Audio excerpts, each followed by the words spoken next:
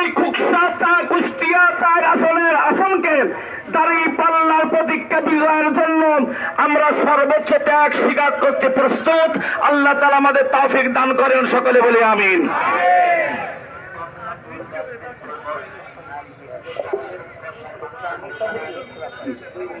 প্রিয় উপস্থিতি, এ পর্যায়ে বক্তব্য নিয়ে আসছেন বাংলাদেশ জামায়াত ইসলামী কুমারখালী উপজেলা শাখার সংগ্রামী আমির, আমাদের প্রিয় রাহবার জননেতা জনাব মোহাম্মদ আফতাব উদ্দিন।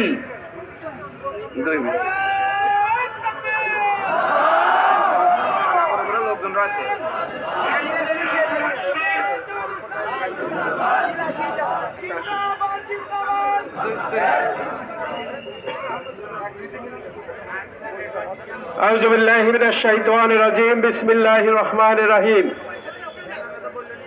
৭১ কুষ্টিয়া 4 আসনের খোকসা কর্তৃক আয়োজিত আজকের এই মিছিল পরবর্তী বিশাল সমাবেশে